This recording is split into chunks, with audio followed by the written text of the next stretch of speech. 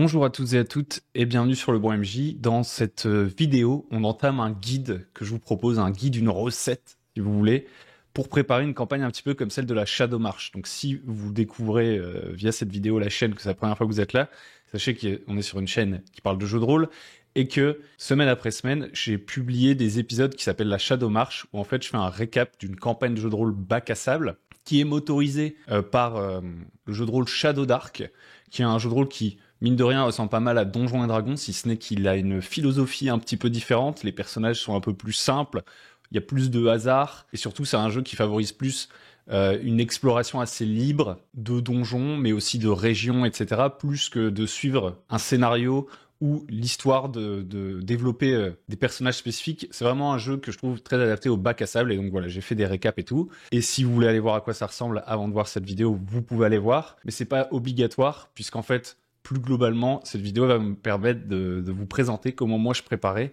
un jeu de rôle bac à sable. À ma manière, vous allez voir, on va pas ici prétendre ça va faire la seule manière de faire du bac à sable. Je vais vous montrer sur un petit tableau blanc, étape par étape, vidéo après vidéo, parce que ce sera une série de vidéos, comment je préparais un bac à sable comme ça. Sachant que au moment où j'enregistre cette première vidéo, je sais pas encore tout ce que je vais mettre dans ce guide, mais je pense avoir une bonne idée de ce par quoi j'ai envie de commencer, et c'est ce qu'on va faire dans cette vidéo. Donc on est tout de suite parti sur notre petit tableau blanc sur lequel, au fur et à mesure, je vous écrirai les petits trucs et tout.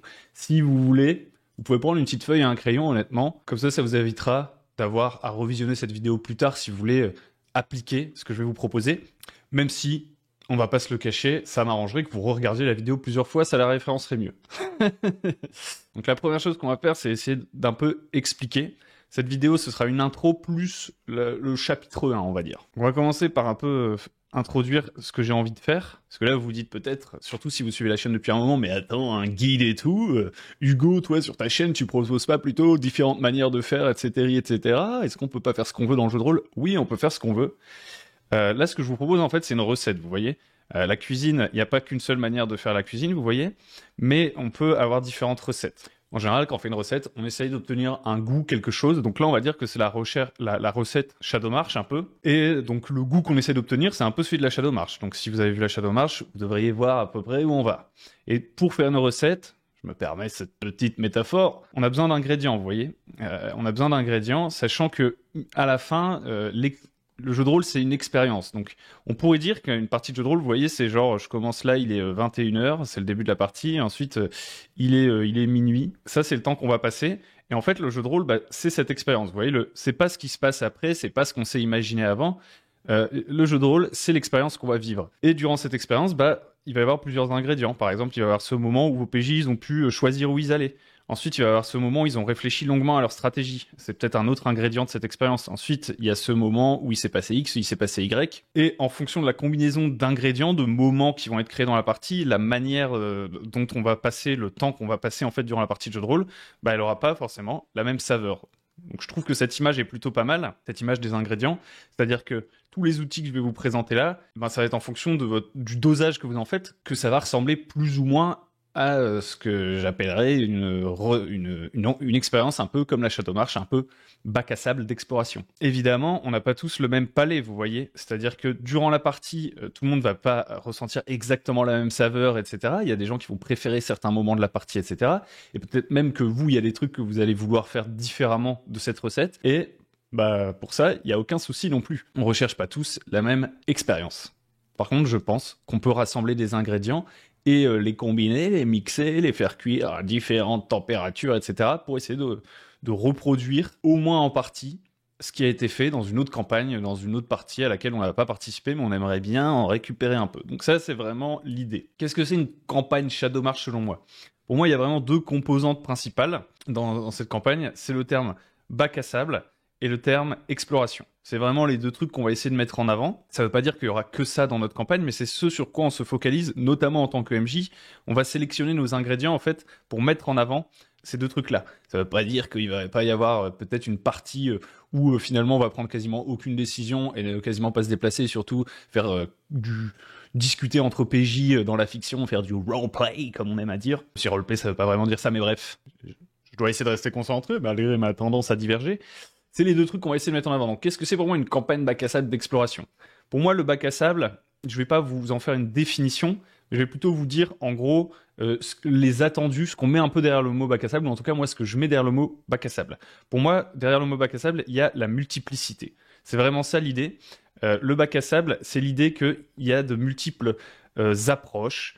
Il y a la possibilité de faire plein de choix, c'est-à-dire choisir ses objectifs aussi, choisir dans quelle direction on va aller, choisir le temps qu'on veut passer à un endroit, choisir quelle histoire on a envie de raconter finalement, et tout ça, c'est des composantes qu'on va mettre dans le jeu. C'est ça qui va faire l'aspect bac à sable. Parce que je pourrais choisir l'objectif de la partie qu'on va jouer, choisir l'approche, etc. avant la partie. Vous voyez, par exemple, si je prépare un one-shot, déterminer qu'on a un cast de personnages bien précis, qui ont des capacités bien précises et qui ont un objectif bien précis avant même de commencer à jouer. Et pour moi, le faire avant, finalement, ça retire en partie une bonne partie du bac à sable.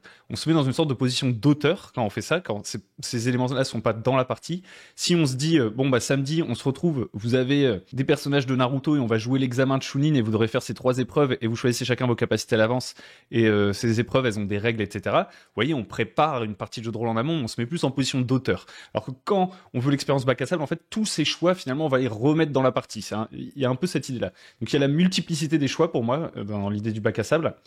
La multiplicité des interactions possibles, et aussi tout ça, c'est aussi une question, en fait, c'est une question de choix et aussi d'impact en fait, d'impact de ces choix. C'est-à-dire que on va essayer de retirer un maximum l'illusion du choix qu'on peut retrouver dans certaines parties de jeux de rôle. On va essayer de retirer un maximum de contrôle de la part du maître du jeu. Le maître du jeu va plutôt préparer un monde dans lequel nos joueurs vont faire des choix et nous, on va se contenter de leur donner, de traduire ça grâce aux règles et de voir l'impact que ça a et aussi de leur donner des informations pour qu'ils puissent voyager à travers ce monde. Donc voilà, ça pour moi c'est ça le bac à sable. Et ensuite l'exploration. L'exploration, ça va plutôt être l'idée, c'est plutôt un comportement. C'est une forme de gameplay. En fait, quand je dis exploration, on parle pas là de jouer. On parle pas là de jouer un bac à sable où les joueurs sont des explorateurs, c'est-à-dire leurs personnages sont des explorateurs, c'est leur métier dans l'univers, etc. Non, non. Ce qu'on veut faire, c'est favoriser un comportement slash gameplay qui est celui de l'exploration. C'est-à-dire, l'exploration, c'est poser des questions sur l'univers. L'exploration, c'est tester plein de possibilités différentes. L'exploration, c'est chercher des informations, avoir envie de creuser l'univers plutôt que de se focaliser, par exemple, sur son personnage. Bien que les deux ne soient pas contradictoires, en fait, on est plutôt... l'expérience qu'on a envie de proposer, c'est vraiment une interaction presque du joueur plus que du personnage parfois avec l'univers directement, cette envie en fait d'en savoir plus. Ça veut pas dire que les personnages sont des explorateurs, ça veut dire que dans le jeu, le comportement qui va être celui de se dire « Ah, je vais aller regarder vers tel bâtiment » ou « Attends, je vais aller parler à tel PNJ », il va entre guillemets être récompensé. Ça va faire partie, si on parlait de game design, d'une boucle vraiment de gameplay qu'on va essayer de mettre en avant, cette envie d'aller vers l'univers. C'est pas pareil, par exemple, que de créer l'univers. Vous voyez, on pourrait avoir des jeux de narration partagée où on est moins dans cette exploration, dans cette envie de creuser dans l'univers, d'aller à tel endroit pour voir ce qui pourrait s'y passer, etc. Dans la narration partagée, on serait plutôt en train de créer cet univers. Dans un jeu plus basé sur l'interprétation, par exemple, on est plutôt en train de se concentrer vraiment sur notre personnage et essayer de le faire briller à la table, peut-être parce qu'il y a un côté un peu spectacle, par exemple, dans l'actual play, etc. Un autre truc, par exemple, ça pourrait être un gameplay un peu plus tactique et ludique, où en fait on va plutôt se concentrer sur les règles du jeu, on va vraiment pousser plutôt la customisation de personnages, essayer de faire les bons combos avec les capacités sur notre fiche de personnage, ça peut être un truc. L'exploration, pour moi, c'est une approche c'est vraiment une histoire de gameplay, en fait, c'est pousser et expérimenter dans l'univers. C'est ça qu'on a envie de mettre sur le devant de la scène, même si ça n'exclut pas tous les autres trucs dont on a pu parler, c'est ça qu'on va essayer de mettre en avant. Donc, voilà un petit peu le projet, on va dire, l'idée, l'objectif finalement de tous les trucs que je vais vous proposer. Et on en a fini avec l'intro, on va pas rester 50 minutes là-dedans, on va commencer à partir dans le dur, quoi. Donc ça, c'est vraiment mon approche. Après, vous pourrez l'adapter, etc., hein, bien sûr. Donc, le chapitre 1 de ce guide que je vous propose, mesdames et messieurs, si vous m'écoutez encore, dites-le moi dans les commentaires, n'hésitez pas à liker, à vous abonner, tout ça. Vous connaissez la rengaine. Chapitre 1, c'est le bac. On va faire... alors, c'est pas le bac, hein, ne fuyez pas, c'est pas... vous n'allez pas devoir passer une évaluation pour obtenir un diplôme, c'est le bac du bac à sable. Moi, je commencerai par réfléchir à mon bac. Qu'est-ce que j'entends par le bac du bac à sable. Le bac, c'est la zone dans laquelle on va jouer finalement. C'est commencer à poser les fondations de ce sur quoi on va jouer. Donc la première chose à faire, c'est un peu choisir son échelle. L'échelle, qu'est-ce que ça va être? Est-ce qu'on part pour jouer dans un grand univers galactique? Est-ce qu'on part pour jouer dans une petite région? Est-ce qu'on part pour jouer dans une ville, etc. Je pense qu'il faut commencer par se poser une échelle. Ça ne veut pas dire que toute votre campagne va exploiter toute l'échelle. Ça, c'est une première chose. Si par exemple vous avez décidé de jouer partout dans un immense univers galactique, je sais pas, à la Star Wars, vous allez très rarement visiter toutes les planètes de cet univers. Vous voyez, le but, à la fin, ça va pas être de représenter tout ça. Donc, on va pas nécessairement tout visiter. Deuxième truc, c'est pas parce que votre bac, au départ, il est petit que vous allez pas finir par jouer à l'extérieur.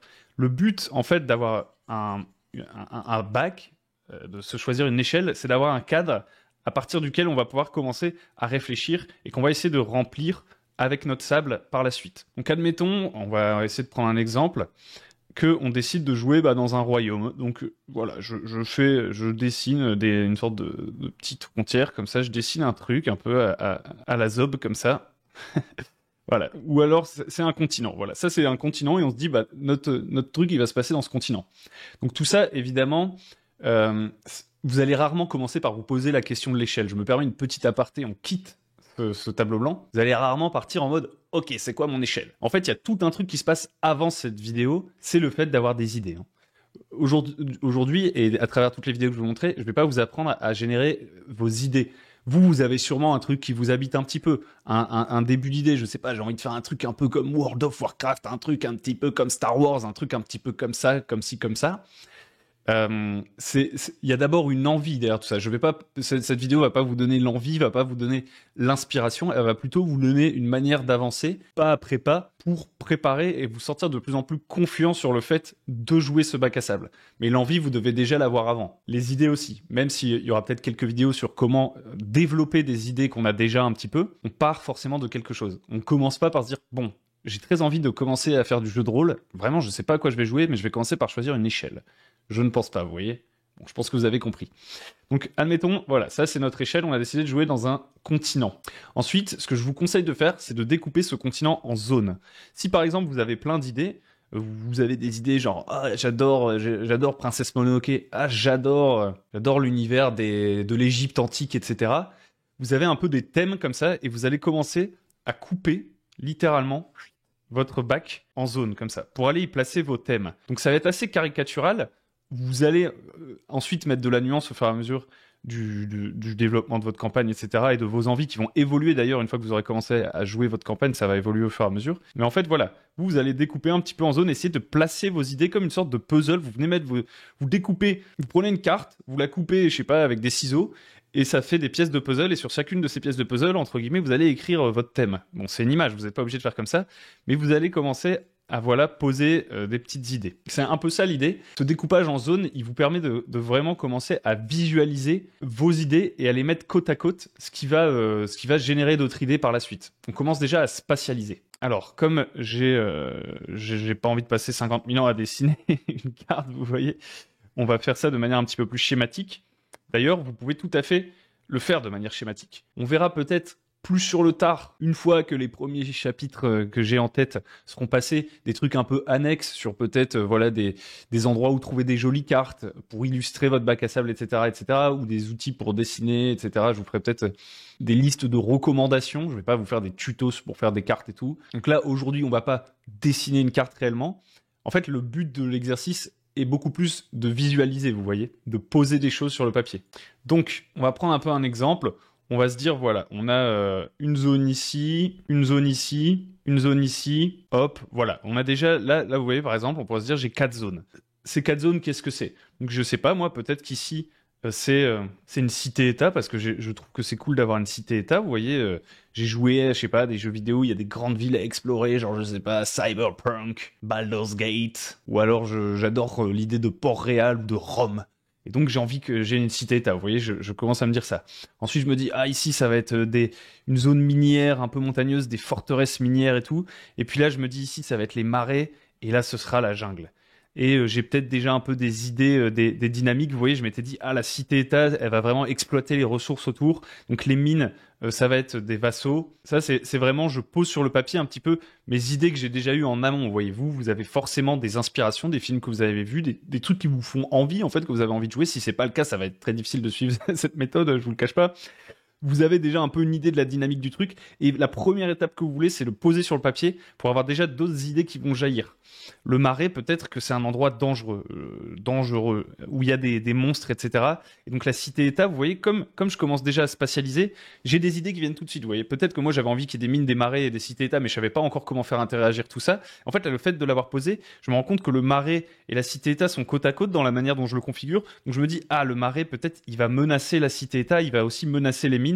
La cité-État, elle va récupérer le fer des mines pour ensuite aller s'attaquer aux marais, etc. Et petit à petit, j'ai une sorte de géopolitique qui vient s'installer. Et donc ça, c'est vraiment une des composantes de la Shadow March et de ma vision du bac à sable pour moi. Il faut qu'on ait des sortes de grands conflits qui vont un peu donner une dynamique à notre monde. Et ça vient en créant le bac. On n'a même pas encore mis vraiment du sable. Vous voyez, là, il y a aucun détail. Le sable, c'est tous les détails.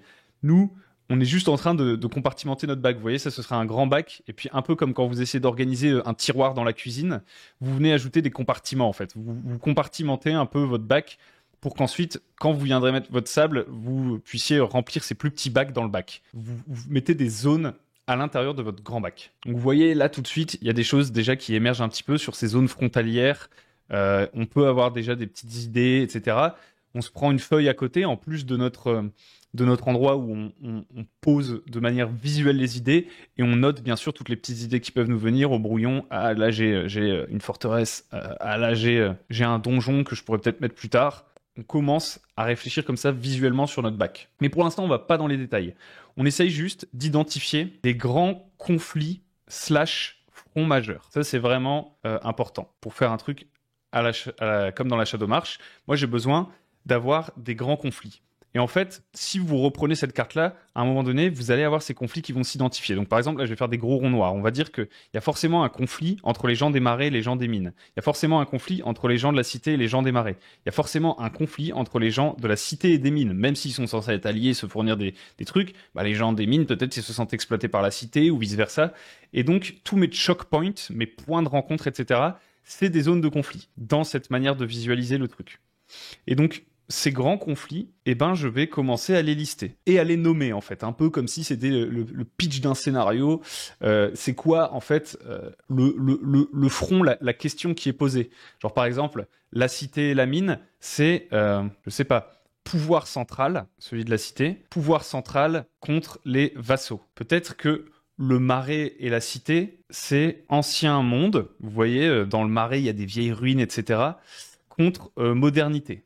Je commence à avoir des sortes de conflits, des thèmes qui émergent comme ça. J'ai mis aucun détail pour l'instant, mais je sais que ça va être des choses qui vont être mises en avant. Et voilà, je liste comme ça, j'identifie mes choke points et tout. Au bout d'un moment, ça va devenir crado. Votre réflexion, vous voulez vraiment vous lâcher sur le brouillon, en fait. Puis au bout d'un moment, vous allez avoir envie de faire une carte un tout petit peu plus stylée. Toujours, vous n'êtes pas obligé d'être un artiste accompli, je sais pas quoi. Mais vous refaites un petit peu votre carte de manière de représentation un peu plus géographique, peut-être un peu plus à l'échelle, parce qu'au début, vous voyez, c'était vraiment schématique. On mettait des formes, etc. Maintenant, vous commencez à vraiment positionner le truc. Vous laissez un peu plus de place, là, vous dites, ok, ici c'est le marais, par exemple. Ici c'est la jungle, ici c'est la mine, ici c'est la cité-État. Bon, comme j'ai commencé à réfléchir à mes gros conflits doivent bien se matérialiser quelque part dans mes zones. Et en fait, je vais recréer des zones. Avant même de vraiment entrer dans la granularité du sable, du bac à sable, je vais recréer mes zones. Par exemple, ici, je vais rajouter, vous voyez, j'ai identifié qu'il y avait une sorte de conflit, je vais rajouter une zone qu'on appelle la frontière. Peut-être que je pourrais lui trouver un nom plus stylé plus tard, vous voyez. Ensuite, je me dis, les mines, elles étaient en conflit avec la cité-État, mais peut-être qu'elles sont aussi en conflit entre elles, parce que finalement, qu'est-ce qui empêche les mines d'attaquer la cité-État aujourd'hui? C'est peut-être que les différentes provinces minières sont divisées. Donc hop, je recrée des zones. Zone 1, zone 2, zone 3, zone 4. Je peux déjà leur donner un nom si ça m'amuse et tout. Mais j'essaie de rester dans une vision globale. Par exemple, peut-être que la 4, vous voyez, elle est très loin de la cité-État. Et donc, c'est la dernière frontière conquise par qui a été conquise. C'est la dernière province conquise. Et donc, eux, peut-être qu'ils ont une culture un petit peu différente. Je peux déjà me le noter, vous voyez. Peut-être que je peux imaginer, je sais pas, peut-être la culture mongole.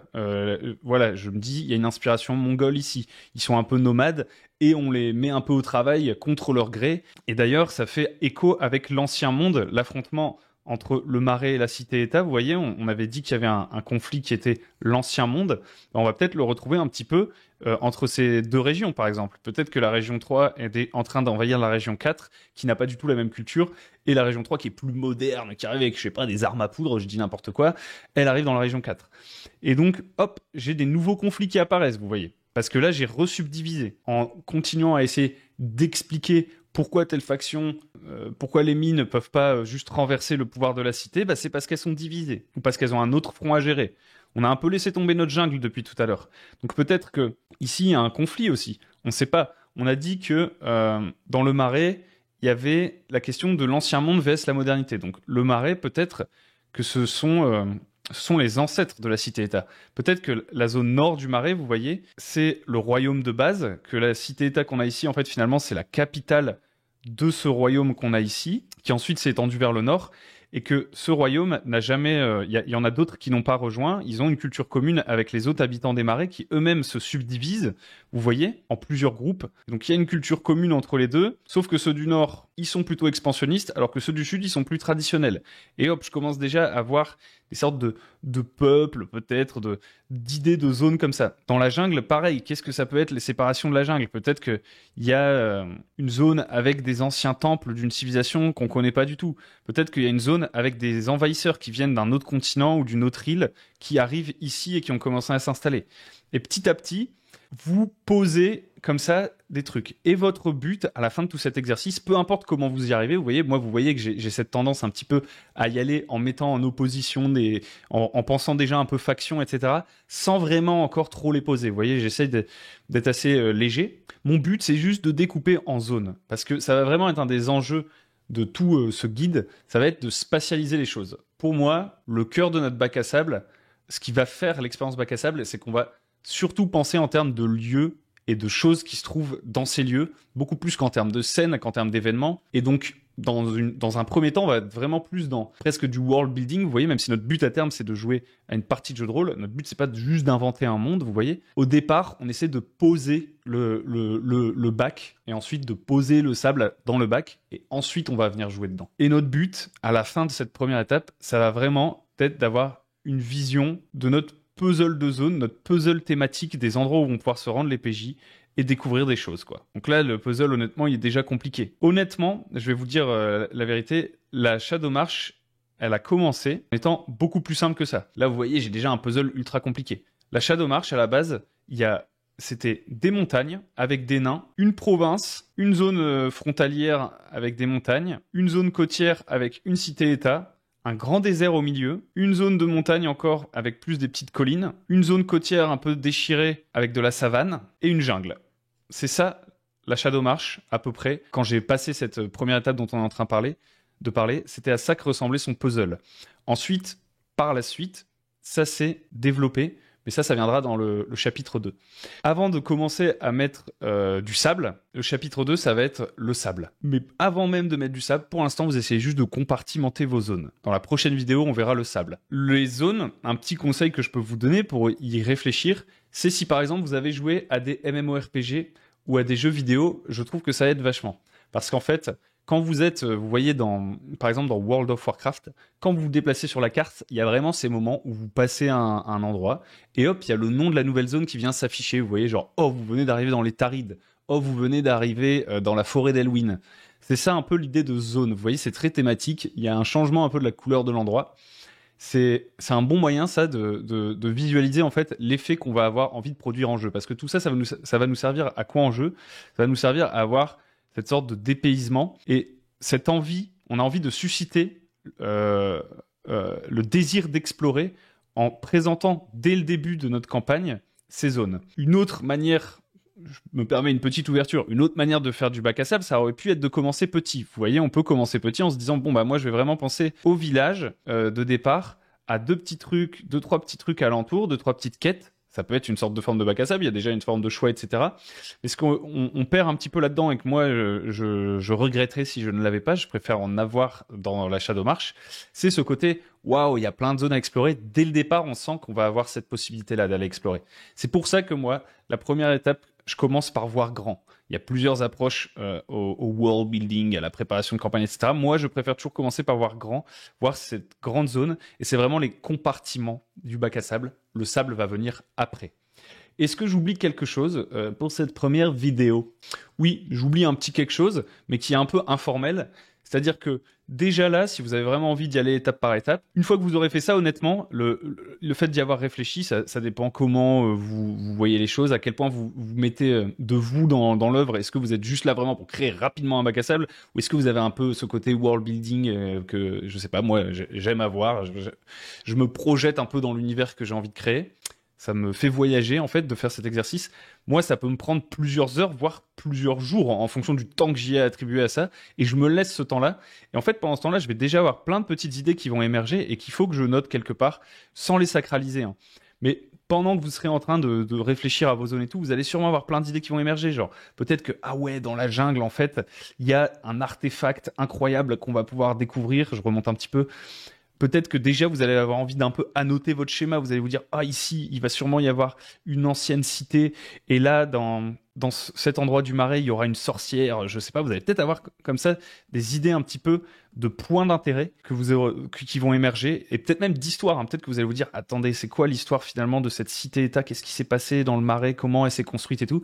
Ça, vous pouvez tout de suite commencer à le noter. Le but de la méthode, c'est pas de forcément séquencer de manière hyper stricte. C'est d'organiser un petit peu au fur et à mesure, d'avoir un sentiment de progression et de générer des idées aussi. C'est aussi un des buts quand on se prête à une méthode, à un exercice proposé par un autre, bah, c'est de se challenger un peu, de se stimuler différemment de ce qu'on aurait fait d'habitude. Et évidemment que ça va nous donner des idées. Et voilà, je pense qu'il faut que vous les notiez. Ça va beaucoup vous aider à ajouter le sable plus tard. Parce que le sable, concrètement, ça va être tous les points d'intérêt qu'on va venir poser là-dedans. Ça va être le moment où on va vraiment commencer à matérialiser en termes de gameplay dans le sable, vous voyez, c'est la matière qui va servir au jeu ensuite, plus que le bac. Le bac, il nous permet de commencer à organiser le sable, la manière dont on va le poser. Et la fois prochaine, on viendra mettre du sable dans notre bac à sable. Voilà, j'espère que cette première vidéo du guide pour faire du bac à sable en mode Shadow Marsh vous aura plu. N'hésitez pas à liker, à commenter, à vous abonner, à venir sur le Discord et à poser des questions éventuellement auxquelles j'essaierai de répondre directement dans les commentaires. Et puis on se dit à très bientôt sur le Bon MJ. Merci de m'avoir écouté. Si vous voulez soutenir, vous pouvez aller sur Tipeee et on se retrouve dans la prochaine vidéo.